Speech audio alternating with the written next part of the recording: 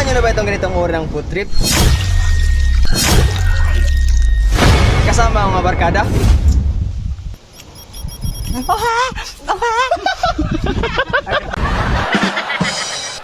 Ngayong araw ay masarap na adventure na naman ang inyong matutunghayan.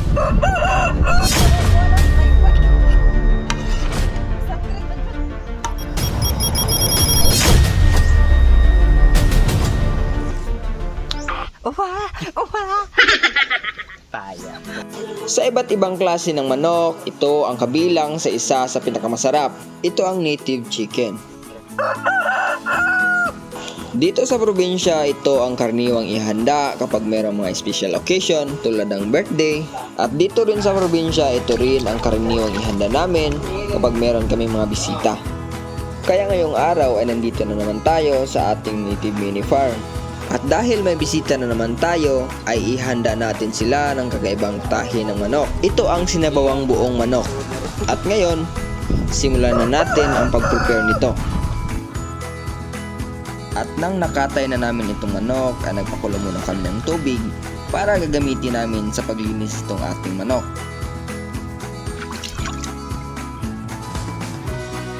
Habang naglilinis kami ng manok ay niluto na rin namin itong aming seafoods para hindi naman masayang itong apoy.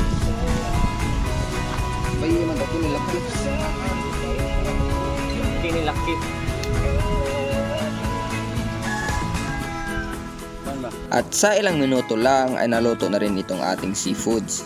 Luto na yung ating lambay, guys. At oras na para kunin na natin ito. At nag-prepare na naman tayo ng ating mga karaniwang sangkap na gagamitin para sa ating masarap na putahe ng manok.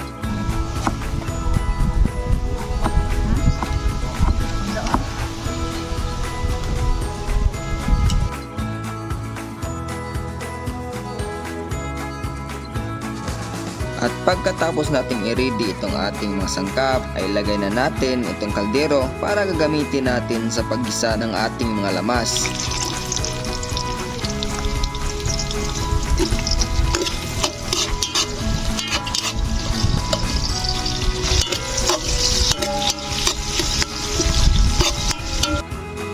At nag-prepare naman tayo ng kinilaw na isda para may kapartner naman itong ating main dish.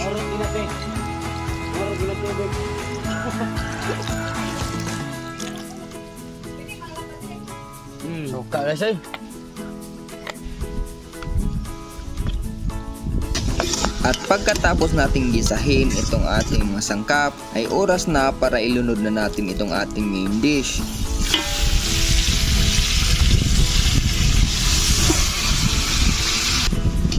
At lagyan na natin ito ng 1 drum na tubig. At hintayin na lang natin itong maluto. At pagkatapos ng ilang oras ay sa wakas naluto na rin itong ating sinawang buong manok. At oras na para tikman na natin ito.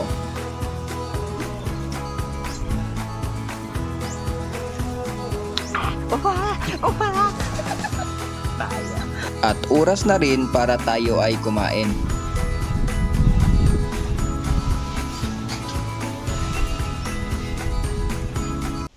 Makapasalamatan po si Tunggan sa pangalan nito. Amen. Kuba na!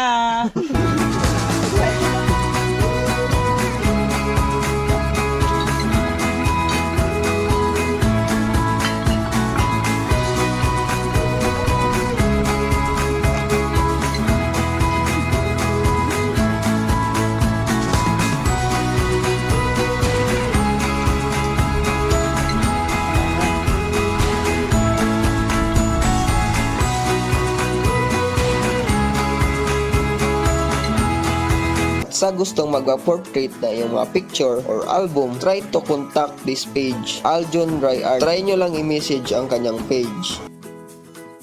Shoutout sa LJ Hitapi og sa MDRR og sa RHU Hitapi gikan ni Miriam Tampus.